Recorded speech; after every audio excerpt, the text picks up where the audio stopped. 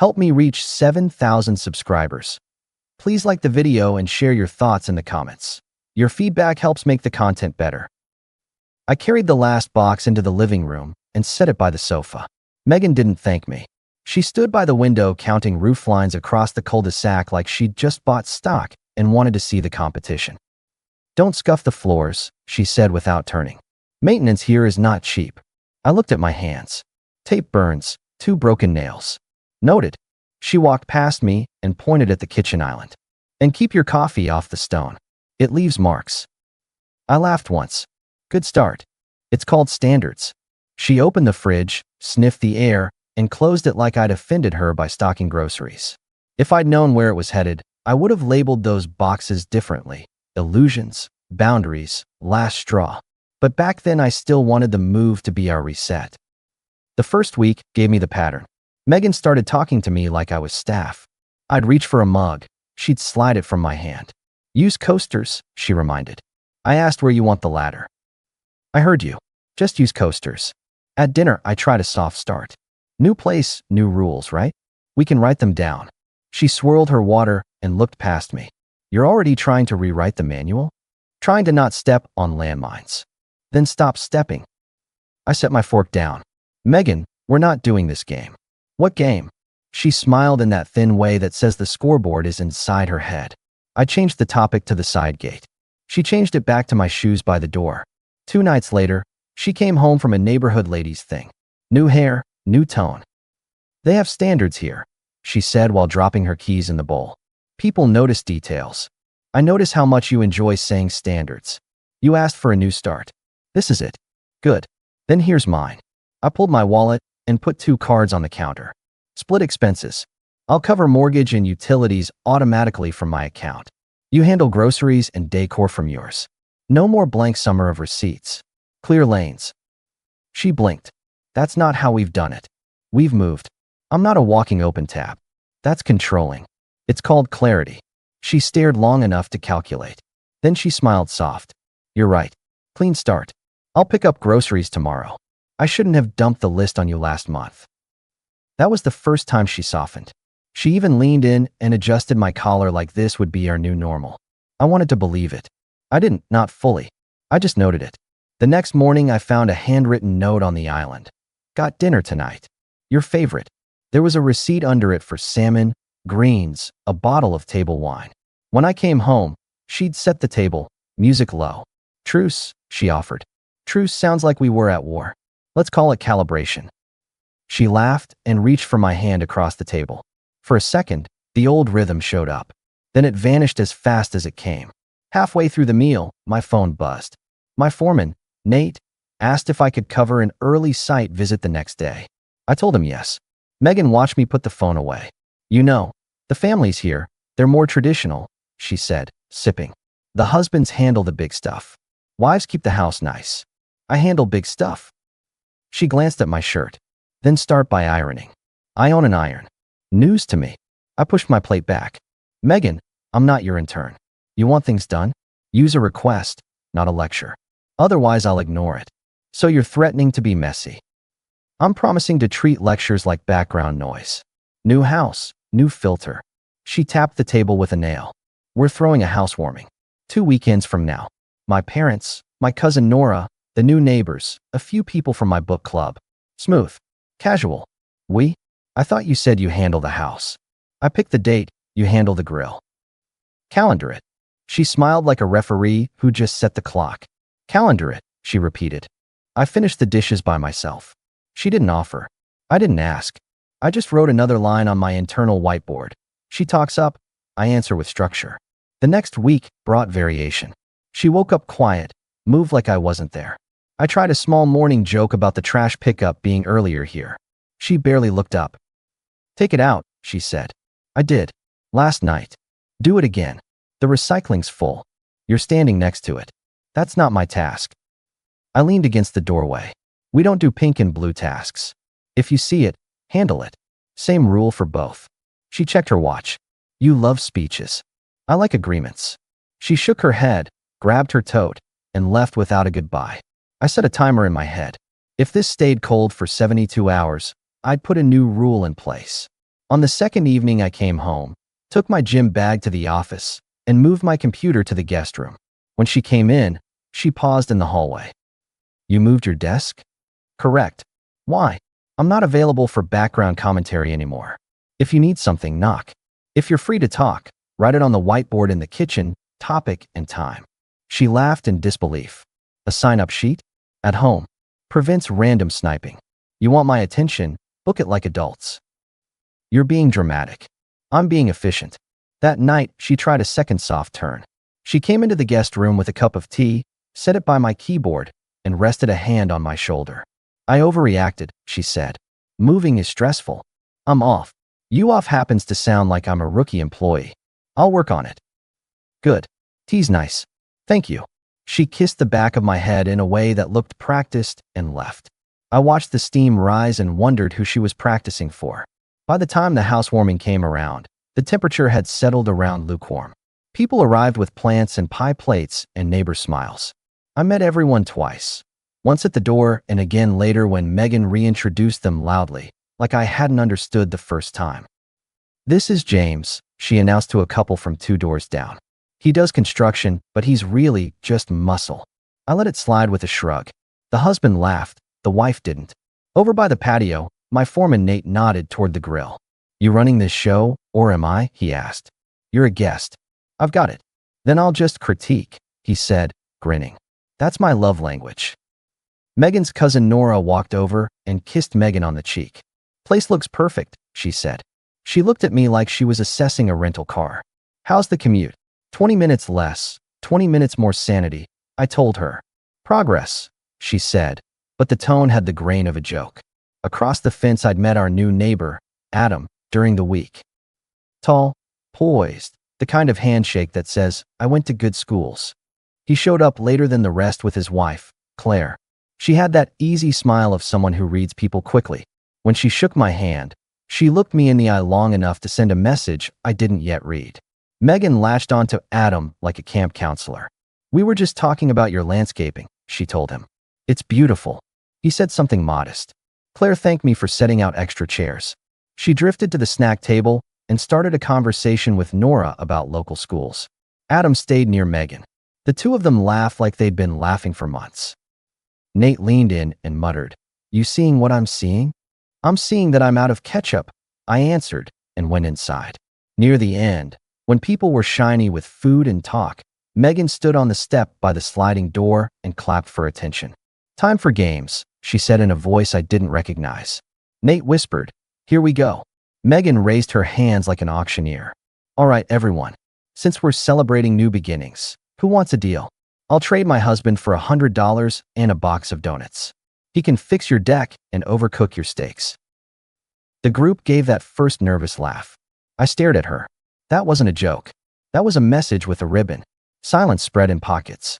Then Claire stepped forward, pulled a folded bill from her clutch, and held it up between 2 fingers. Make it an even 1,000, she said. I'll take him. The air froze. Megan's smile broke, rebuilt, broke again. Claire waited a beat, then started laughing. You should see your face, she told Megan, and tucked the bill back like a card trick. She shot me a quick blink, half wink, half truce. People laughed for real this time.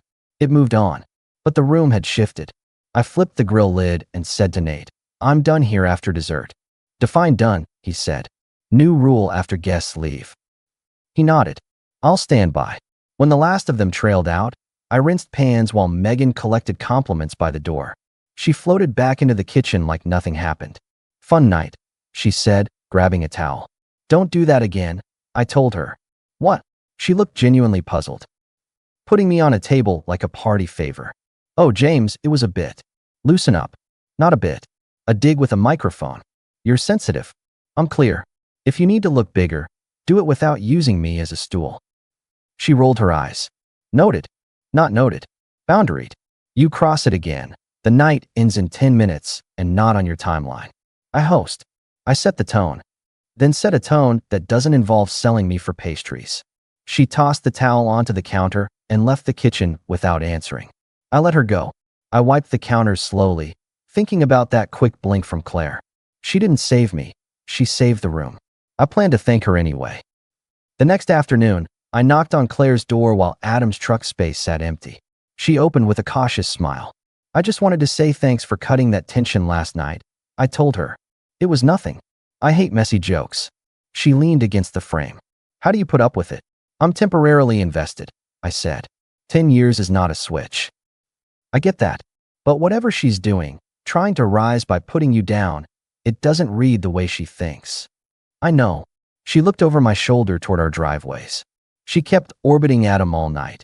Claire said quietly. He likes attention. I'm not blind. But I'm also not interested in extra drama. So I'll keep my lane clean. You do what you need to do. Understood. And James, she added, if you ever need a witness for a line that got crossed, I was there. Appreciate it. Back home, I drew another rule. No more joint social scenes where I'm the entertainment. I texted Megan. Cancel Friday with your book club couples. I'm taking that night for myself. She sent back a single period. Then, 5 minutes later, fine. We'll reschedule. An hour after that. I didn't mean to embarrass you. I answered, then don't. She came home early with takeout and movie tickets printed from a kiosk. Makeup date, she offered, leaning a hip on the island. No jokes. Just us. I looked at the tickets and nodded. Okay. She slid a hand around my waist in a rare gesture. Thank you for being patient, she said. I didn't melt. I just logged it as the next soft turn. At the theater, she leaned into me like we were in year 3, not year 10. On the drive home, she asked about my projects and actually listened. I let myself hope an inch. Later, she fell asleep early. I watched the ceiling and added numbers. 2 soft turns for 2 boundaries. That wasn't growth. That was management. On Wednesday, I walked into the shop and told Nate I'd be out midday next Tuesday. You finally taking a break? He asked. Call it schedule control. He scratched his jaw. You good? I'm not guessing anymore. He held up his hands. All right. You want me to cover the site walk? Please. Tuesday came. I left my truck at the shop and borrowed the old van like I was running cabinet deliveries. At 10, I parked 2 blocks from our house and waited where I could see our street. At 11:30, Megan walked out in a dress I hadn't seen in a year, called a car, and left without texting me. I followed. She had the driver drop her near the restaurant on Maple. I parked around the corner and walked. Adam was there first. They hugged at the door like people who'd practiced a casual hug. They went inside. I sat across the street with a newspaper I didn't read. At noon, they came out, paused by the hedge, and took each other's hands. Not friendly. Not accidental. They walked like that down the block to a small motor lodge where nobody asks questions at the counter. I took a picture from the sidewalk. 1 shot. Enough for me. I didn't shake. I didn't chase. I didn't walk closer. I already had what I needed, clarity, and a clean exit. Back home, I emptied her side of the closet into 2 suitcases and a garment bag. I set them by the front door, lined up like soldiers. I wiped the kitchen island without thinking about the stone.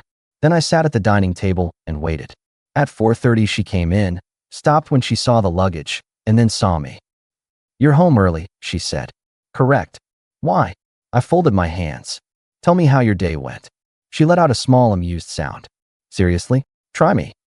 Errands. Lunch. Why are my bags here? Want to add anything to lunch? James, I don't have time for this tone. She moved toward the bedroom. I raised a hand. Stop. She stopped. Are you kidding me? I slid my phone across the table. Look. She glanced down. The photo filled the screen. She leaned back and gave me a smile that didn't reach her eyes. Well, she said, I hoped you'd take longer to connect dots. So that's why this house, this block, this schedule. She tilted her head. If you think you've solved a mystery, enjoy it. How long? She shrugged like time was a boring subject. Does Claire know? I asked. That wiped the pose off her face for a second. Then she reset. You wouldn't involve her. Take your bags, I told her. You moved us here for convenience. Good news, it's convenient. You don't have to haul them far. You can't order me out of my own home, she said, voice firm. I'm not ordering. I'm giving you 2 options. Option 1. You leave now with your things and keep this quiet between houses. Option 2. I send the photo to Claire in 10 minutes. Your choice. She laughed like I was bluffing. You wouldn't. You have 9 minutes and 40 seconds. I slid the phone into my pocket and leaned back. Her chin lifted. I'm not afraid of you. Good. I'm not asking for fear. I'm enforcing a boundary. She looked at the bags, then at me, calculating the map of the block in her head. She went to the bedroom, gathered 2 personal items and her laptop, and wheeled the suitcases to the door. "You'll regret this," she said quietly. "I regret not doing it sooner." She opened the door, hesitated, and then didn't go across the street. She walked toward her car and kept going, disappearing at the corner. Not to Adam's place. Parents, probably. Somewhere with applause. I sat still for a full minute. Then I texted Claire. "Can we talk tomorrow morning? Important. Just you and me." Her reply came fast. "Yes." 9.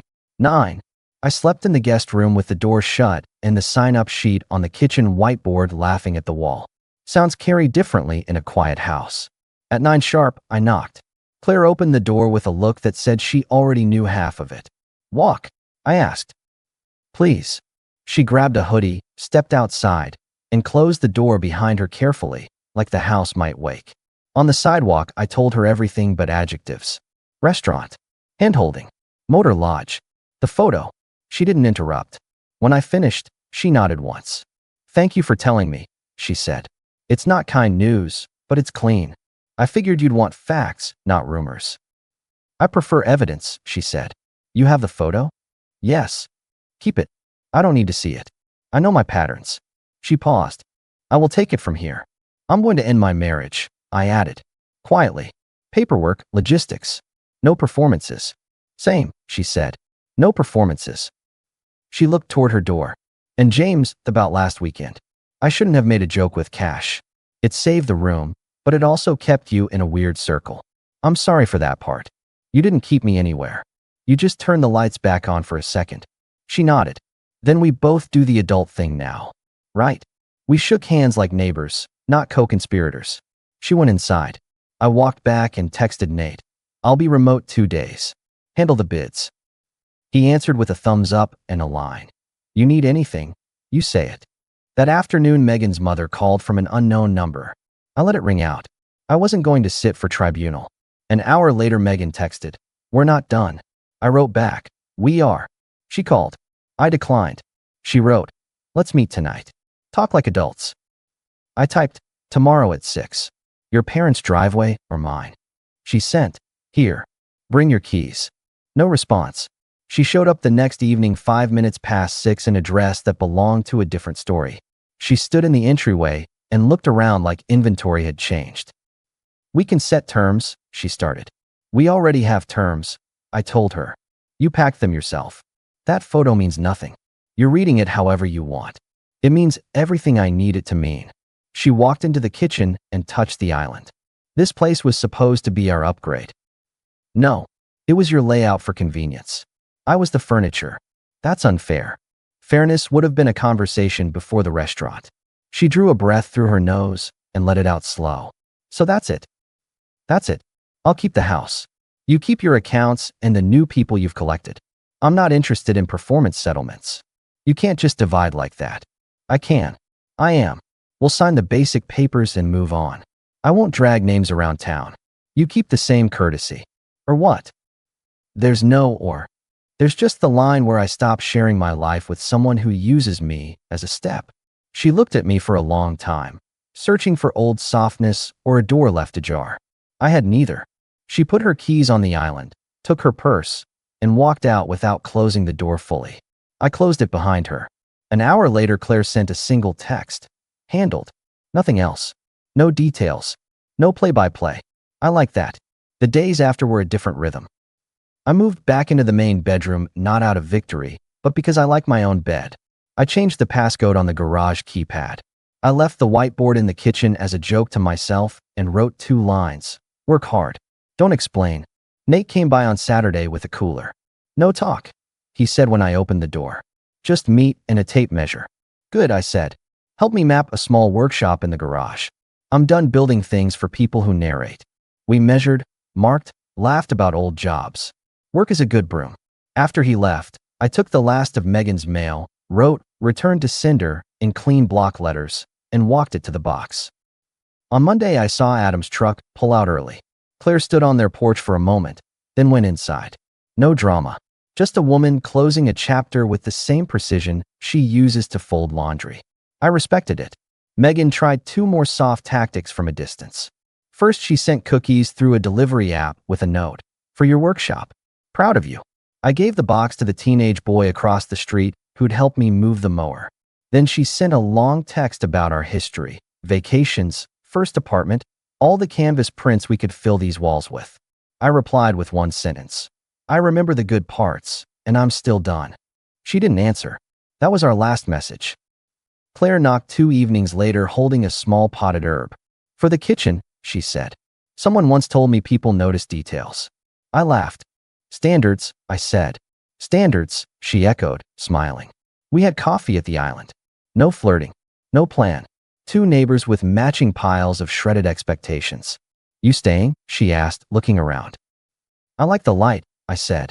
I'll add a fence panel between our backyards so we both get privacy. I'll handle it this weekend. Perfect, she said. I'll make lemonade. Without comments. We clinked mugs like colleagues after a clean job. A month later, the workshop was real. Benches, clamps, a radio that only played talk when I felt like company. Work picked up.